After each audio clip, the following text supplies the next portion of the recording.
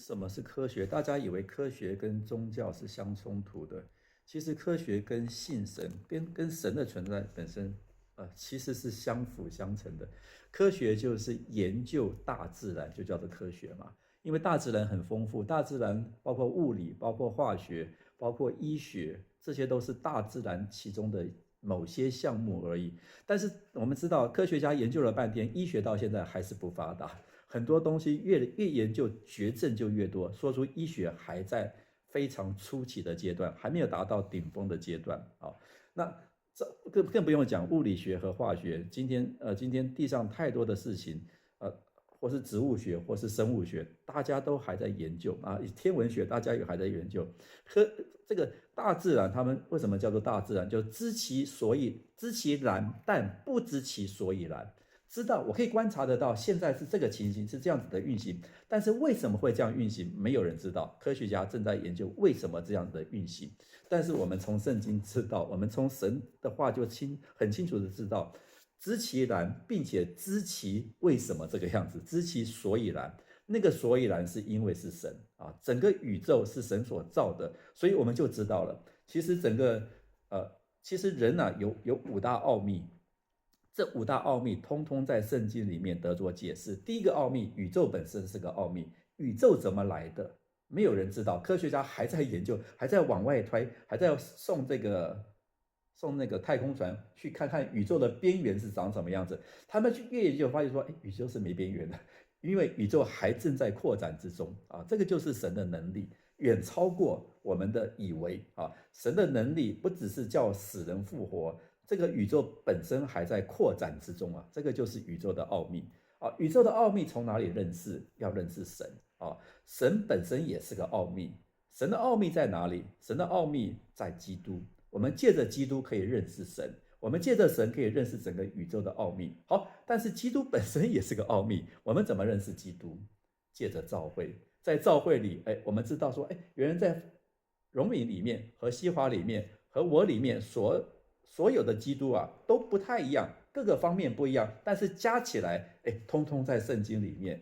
所以基督又是个奥秘。那基督的奥秘呢？我们今天借着人可以得做验证。人本身也是个奥秘。我强调，我们的医学还不是那么发达，我们的身体的运作、身体的组织、身体的疾病怎么来啊？怎么处理？其实我们都还在研究当中，我们都不知道。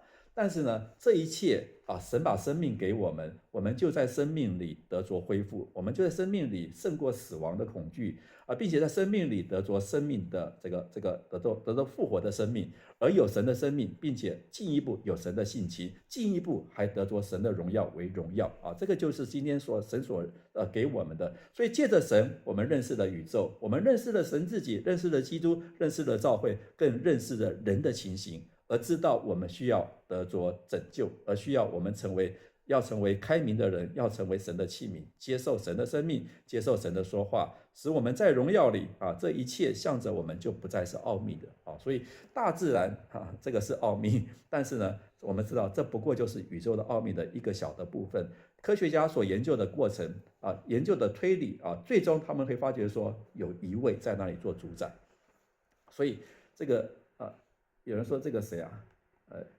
那个著名的科学家是那个爱因斯坦啊，他就做个这样的见证嘛啊，他就在他的家里组装了一个九大行星的那个立体模型。那个有个朋友他来访问这个科学家，就说你看这个九大行星这样的运行何等的奥秘啊，何等的精巧。这一定是有人在那里组装的啊！那个科学家说不，它自然就形成了。那个他的朋友说不可能自然形成，一定是有人做的嘛啊，才可能运行的那么精巧，而且是不会彼此互相碰撞啊。那个科学家就见证说，你既然看见这个，你相信这个是我所造出来的模型，你怎么不相信天地之中有一位神在这里运行这一切的事情呢？啊，所以从这个事情反推，科学的源头其实就是神自己。一切科学的现象不过解释神的存在，不过解释神的能力而已。好，那今天我们不只是认识神的能力，我们更认识神自己，就是神的性情、神的性质啊。这个就是在圣经里面清楚讲的，也是我们正在经历的啊。所以关于这个奥秘的事情，我们需要谦卑的说，我们需要更继续的往前，我们需要更多的得着它，我们需要热切的领受这话，并且天天查考神的说话这个就是使徒行传17章第11节这里保罗的见证天天热切的领受这话，天天查考神的说话，好使我们有智慧，好使我们脱离这地上的蒙学。